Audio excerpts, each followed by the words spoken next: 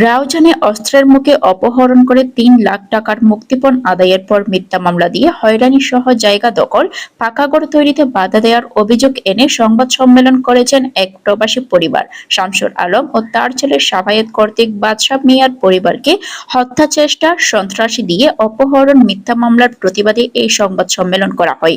মঙ্গলবার ১৯ নভেম্বর দুপুরে রাউজান উপজেলার নোয়াপাড়া পথের হাটস্থ একটি কক্ষে সংবাদ সম্মেলন করা হয়।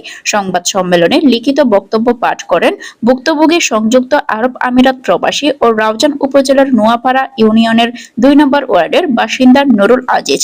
প্রবাসী আমি আজকে আমার ফ্যামিলি আজকে ২০ বছর ধরে ভুগতেছি এগুলা নিয়ে। আজকের ঘটনা এটা, কালকে যেটা ঘটনা এটা না, ২০ বছর ধরে ঘটতেছি। ৩ বছর আমি ঘর বাঁধতে গেছি, আমাকে ঘর বাঁধতে দেয় না, বিভিন্ন ধরনের হুমকি দিচ্ছে আমাকে, টেলিফোনে হুমকি, প্রকাশ্য হুমকি।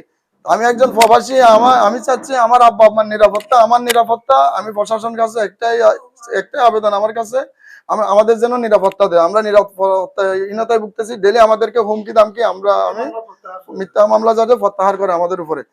সংবাদ সম্মেলনে কথা বলেন ভুক্তভোগী প্রবাসীর ভাই নুরুল আলম। প্রবাস থেকে উনি স্ত্রী ছেলে মেয়ে নিয়ে দেশের ছুটি কাটাতে আসে। এমন অবস্থায় পূর্ব শত্রুতার এবং জায়গা জমি ধরে আমার ছোট ভাই ও আমার পরিবারের সবার উপর গত ২৮/১০ তারিখে সকাল ১১টার দিকে আমাদের স্ত্রীদের সাথে বাবিদুর উপর আমার চাচা শামসুল আলম, আমার চাচি রিজা বেগম ও তার পরিবার সদস্যদেরকে নিয়ে আমাদেরকে অতর্কিত হামলা করে এবং মারধর করে। প্রতিবেশী ও সমাজের লোকজন আমাদেরকে রক্ষা করে। উক্ত বিষয়ে স্থানীয়ভাবে সালিশ বৈঠক হয়।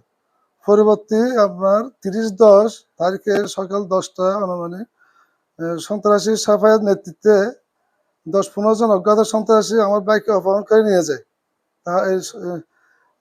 শাফায়েতের নির্দেশে তাদের ঘরে আমার সন্ত্রাসী প্রায় ১ ঘন্টার মতো মিটিং করে। ওখান থেকে ঘর থেকে বের হয়ে এসে আমার ছোট ভাইকে অপহরণ করে নিয়ে যায় সিএনজি ট্যাক্সি যোগে। তারপর ১ ঘন্টা পরে আমরা অজ্ঞাত স্থান থেকে ওনাকে উদ্ধার করে নিয়ে আসি কিছু মুক্তিপণ দিয়ে। কত টাকা মুক্তিপণ দিয়েছেন? মুক্তিপণ ৩ লক্ষ টাকা মুক্তিপণ দিয়ে নিয়ে আসি ওনাকে। আপনাদের কি তুলে নিয়ে গেছে ওইরকম কোনো আছে আপনাদের কাছে? জি, আমাদেরকে সিসি ফুটেজ ক্যামেরাতে সব ধারণ করা আছে। সিসি ফুটেজ ওনারা পরবর্তীতে ভেঙে দেয় এবং অস্ত্র তাক করে আমাদেরকে হামলা করে ওখানে।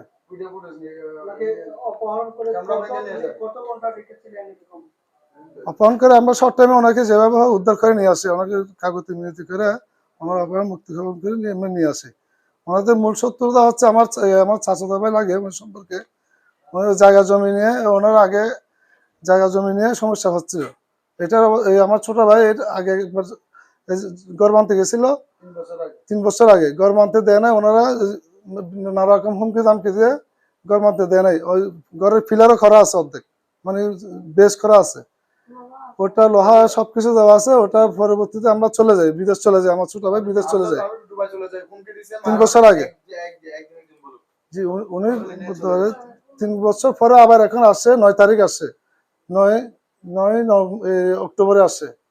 ৯ তারিখ আসছে। ৯ তারিখ আসার পরে আমরা বারবার ওনার উপর হামলা করতেছে। ওনারা মনে করছে আমার আব্বু অসুস্থ, ওনাকে দেখতে আসছিল পরিবার পরিজনকে নিয়ে, আমার বউ বাচ্চা নিয়ে বিদেশ থাকে। বিদেশ থেকে আসছে ৯ তারিখ। হুমকি করে জি জি। না, আমাদেরকে নানা রকম হুমকি ধমকি দিচ্ছে। আমরা চাচ্ছিলাম এটা কে করছে সামাজিক ভাবে সমাধান চাইছিলাম।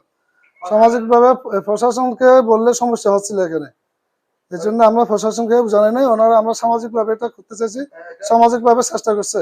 মূল ঘটনা হচ্ছে এটা আমার থানা অভিযোগ করা হয়েছে। মূল ঘটনা হচ্ছে যারা তুলে নিয়ে গেছে ওনাদেরকে আমি ইয়ে করতেছি না, যার নির্দেশে করা হচ্ছে উনি হচ্ছে সাফায়াত মোহাম্মদ সাফায়াত ওনার। তারপর ওনার পিতা শামসুল আলম আমার জায়গাটা দখল করে আছে অনেক বছর ধরে। ওই জায়গা নিয়ে সমস্যা, আমরা জায়গা ছেড়ে দিছি। তারপর সামাজিকভাবে অনেকবার এটা মিটিং হয়েছে, ওনারা কোনো সামাজিক বিচার মানে না, সামাজিক বিচার মানে না এবং কোনো কথা ইয়ে করে না, কারোর মুরব্বী মানে না। তারপরে এর আগে আমরা চেয়ারম্যান মেম্বার আমাদের জায়গাটা মীমাংসা করে দিছিল, ওনারা পারে নাই। তারপরে উনি চলে গেছিল বিদেশ, ৩ বছর পরে এখন আসে। এখন ওনাকে নানা রকম হুমকি দামকি দিচ্ছে, উল্টা আমাদের নামে আরো মামলা করে দিচ্ছে। আমরা যাতে ঘরে থাকতে না পারে।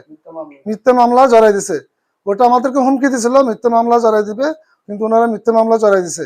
কিন্তু আমরা নিজেরাই বিপদের মধ্যে আছি, আমরা ঘরে থাকতে পারতেছি না। প্রায় এখন 15 দিন ধরে আমরা ঘরের বাইরে, ঘরে ঢুকতে যেতে পারতেছি না। আমার পরিবার 5 জন সদস্য, পুরো ফ্যামিলি সবাইকে আমরা মামলার মধ্যে দিয়ে দিছে। ওনারা আমরা নাকি ওনারা আমাদের হত্যা মামলা আমরা এটা করতেছি, আমরা দখল করে আছে, এইভাবে একটা মামলা দিছে বিভিন্ন রকম করে, অনেকগুলো দ্বারা দিছে।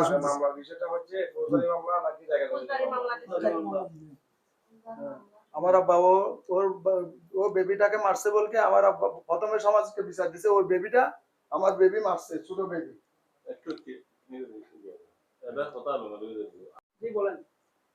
যে আমার পরিবার, আমার আব্বা আম্মা, বৃদ্ধ আব্বা আম্মা খুব অসুস্থ, ওনার আইসি থেকে 2 বার আইসিতে ছিল। উনি বিছানাতে সবকিছু ফিটিং করা আছে, অক্সিজেনও দেওয়া থাকে সবসময়। উনি খুবই অসুস্থ, ওনার নামে মিথ্যা মামলা দিছে। তারপরে আমরা সবার নামে মিথ্যা মামলায় আমাদেরকে জড়াই দিছে, আমরা ঘরে থাকতে পারতেছি না। আমরা এখন ঘরে থাকতে পারতেছি না, মিথ্যা মামলায় আমাকে জড়াই দিছে আমাদেরকে সবাইকে। আমি সবাই আমার সাংবাদিক ভাইদের মাধ্যমে আমরা সরকারের কাছে সহযোগিতা চাচ্ছি, প্রশাসনিক ভাবে সহযোগিতা চাচ্ছি।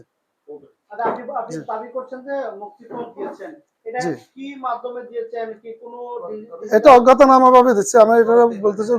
পরবর্তী ওনারাই আসে, আমার ভিডিও ফুট আছে, ওনারাই আবার 5-10 আধা ঘন্টা পরে ওনারা আবার আসে, অনেকক্ষণ ছিল। ওনারা অস্ত্র থাকছে আমাদের ঘরে, নেওয়ার পরে আবার আসে। সবগুলো ভিডিও ফুট আছে আমাদের কাছে আছে। জি জি। 3 লক্ষ টাকা একসাথে জোগাড় করা বা এক বাসায় টাকাটা না, উনি তো বিদেশ থেকে আসছে। আমার অনেক মালামাল আছে, আমার তো অনেক কিছু হয়েছে, আমি তো সবকিছু বলার দরকার নেই আমার, কারণ আমি যে করেছে আমি ওনার বিরুদ্ধে এটা করতেছি, অভিযোগটা করতেছি। মূল ঘটনা হচ্ছে আমার আসামি সাফায়াত, ওনার আব্বা শামসুল, ওনারই ওই জায়গা জমির বিরুদ্ধে আমাদেরকে যাতে ঘরে থাকতে না পারে, উনি আসছে ঘরটা ভাঙবে। এখন আমার ঘরে অর্ধেক ফিলার যাওয়া সামান কিনে আছে, আমার 10 থেকে 15 লক্ষ টাকা মালামাল ক্ষয়ক্ষতি হয়ে আছে, লোহা সিমেন্ট বালু সব কিনে আছে, অনেক পুরনো, এগুলা নষ্ট হয়ে আছে এখনো। সব প্রমাণ হিসেবে সবকিছু এখনো আছে ঘরে, সবকিছু আছে।